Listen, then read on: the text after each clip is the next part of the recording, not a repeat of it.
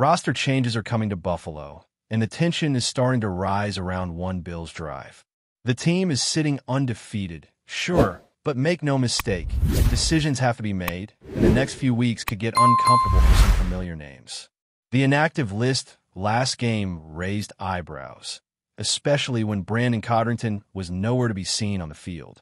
And that wasn't a fluke. That felt like a message. Codrington has now been a healthy scratch multiple times, once again in the playoffs last season.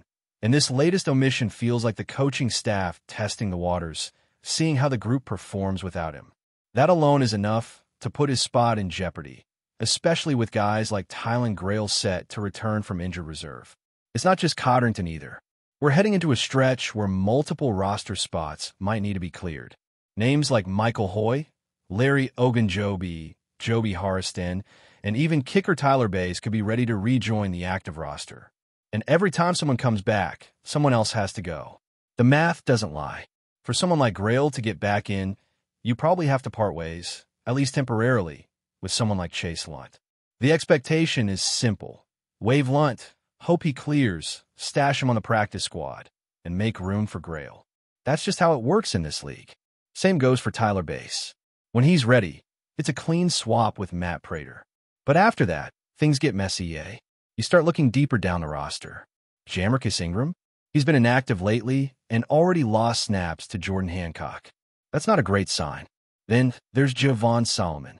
Yes, he's getting reps ahead of Landon Jackson and contributes on special teams. But his value to the overall rotation? It's questionable. The wide receiver room could be another place to watch. The Bills are currently carrying 6 wideouts, which is one more than usual. That could put someone like Tyrell Shavers or Elijah Moore at risk. It's unlikely they move on from Curtis Samuel, but that's the reality. Sometimes numbers win over names. Of course, injuries could shake all of this up and make the decisions easier, but no one wants to rely on that. Now, let's shift to the offensive line. Pressure rate is always a hot topic when talking about Josh Allen's protection, and the numbers over the past 3 years give us some interesting context. In 2023, Allen was pressured on 37% of his dropbacks. The year before that, 32%. This season, 34%. So, despite the noise, the pressure rate is sitting comfortably within expectations. If you want a deeper stat, try this: pressure rate over expectation. That number accounts for how long the quarterback holds the ball. And Josh holds it a lot. This year, he's at just under 3% over expectation. Not ideal, but not alarming either. The sack rate is slightly up, around 5.47%, compared to just under 4% in the last couple of seasons. But when you look at the actual plays, a few of those sacks come down to Josh himself. Plays where he held the ball too long, didn't feel the pressure, or tried to escape when he probably shouldn't have. One was a coverage sack. One was a breakdown by O'Cyrus Torrence. Not all on the O-line. Then there's Taylor Rapp. A player once known as one of the best tackling safeties in the league is now missing tackles at an uncharacteristic rate. Through 4 games, he's missed 4 tackles. That's more than half of what he missed over the last 2 seasons combined. The missed tackle rate? 23.5%. That's wild. His career average is under 7. Some of those aren't even technically missed tackles. They're bad angles that take him out of the play before he can even attempt one. So what's going on? One theory worth considering is that playoff injury he suffered last year. It was a hip and back issue that kept him out of the AFC Championship. Has it lingered? Hard to say, but his play has been more passive. He hasn't looked like himself. Watch the tape against the Saints, and you'll see it. He wanted no part of tackling Kendry Miller. And earlier, he clearly avoided contact with Derrick Henry. It's fair to wonder if he's protecting himself, consciously or not. Something to monitor. Now let's talk running backs. James Cook is playing like a star, and the Bills are riding him hard. Maybe a little too hard. He's currently on pace for 370 touches this season. That's 100 more than you'd typically want from a back his size. He's slippery and avoids big hits, but even so, that number is way too high. Which brings us to Ray Davis and Ty Johnson. Where are they? Davis has just 12 touches for 28 yards over 4 games. That's not usage. That's invisibility. Ty Johnson's usage is almost identical to last year, around 27% of snaps. He was never meant to be a feature guy, more of a protection back who gets occasional touches. So the real issue is Davis. He's in a funk. He dropped weight in the offseason, which was a surprise, and even in the preseason he didn't flash. 7 rushes for 12 yards in August. It's not about one bad carry. It's the whole body of work. Right now, the coaching staff clearly doesn't trust him to contribute. That's a problem. And then there's Kill Shakir. Every time this guy touches the ball, something good happens. But for some reason, his vertical targets have disappeared. As a rookie in 2022, over 60% of his targets came beyond 10 yards. That dropped to 30% last year, and now, in 2024, it's all the way down to 16. Only 3 of his 18 targets have gone beyond the sticks. That's a massive drop. And it's confusing because he's shown he can make plays downfield. Maybe it's because of his limited wingspan. His arm length is in the first percentile among NFL receivers, which does affect his ability to extend for tough catches. But even with that, he's earned more than just screens and quick hitters. He needs to be a part of the vertical game. Slot fades, intermediate routes. There's a role for him that just hasn't been tapped yet. Lastly, let's dive into the tight end room. Dawson Knox and Jackson Hall are splitting reps pretty evenly. Knox at 52%, Haw at 40%. Some fans think Haas' emergence could push Knox out, especially considering the cap implications in future years. But here's the truth. Knox isn't going anywhere. In fact, don't be surprised if he gets a contract extension this offseason. The front office sees him as a core piece.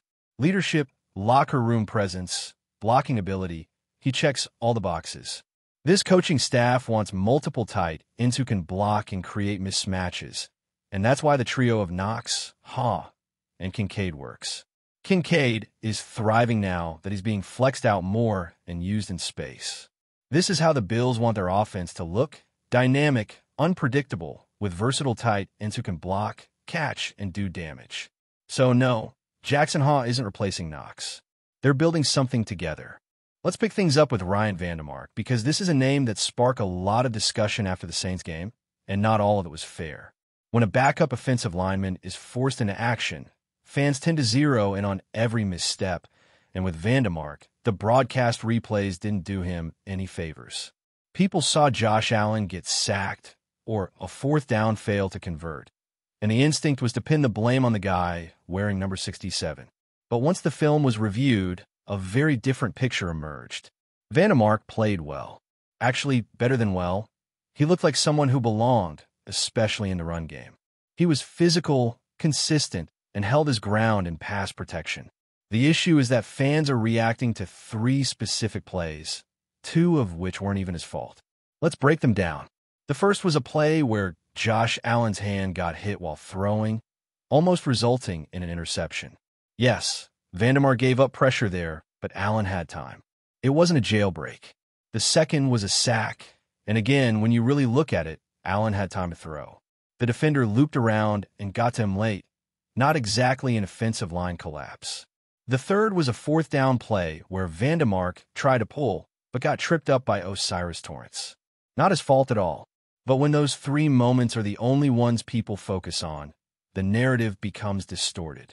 Meanwhile, over 50 other snaps tell the true story. Vandemark played solid football. And it wasn't just fan perception. Offensive line experts, including some of the best in the business, highlighted his tape and praised his technique and power, especially in the run game. So let's not let a few isolated moments cloud the evaluation. This guy stepped in and delivered. Now, let's revisit the kicker conversation, because it's something that always gets fans fired up, and rightfully so. Field goals win games. And in a season where every point could matter down the stretch, you simply can't afford to have a bottom-tier kicker. So when people argue that making 80 to 85% of field goals is good enough, it's important to understand that the NFL has evolved past that standard. The data doesn't lie. Over the last few seasons, nearly half the league's kickers are hitting 85% or better. Over a third are hitting 90%. If your guy is sitting at 82%, you're operating below average. It's not about nitpicking. It's about maximizing every scoring opportunity. This is especially true in close games against elite opponents, where one missed kick can completely swing momentum or even decide the outcome. So yes, the standard is high, and it should be. The league has changed. Conditions are better, specialists are more refined, and the margin for error is razor thin. The expectation now is clear. Make your kicks. Anything less, and you're holding the team back. Meanwhile, the AFC picture is getting messier by the day. Let's talk about the Baltimore Ravens. At the start of the year, they were a trendy pick to challenge for the conference crown, but now their roster looks like it's been through a war. Lamar Jackson is dealing with yet another injury. Their defensive line is ravaged. Justin Matabike out. Kyle Van Noy, banged up. Travis Jones, questionable. Even their secondary has been decimated. Nate Wiggins, Marlon Humphrey, A.R. Darius Washington. The list goes on. It's hard to even recognize what's left of their defense. And here's the thing. It wasn't even playing at a high level when healthy. Now it's a liability.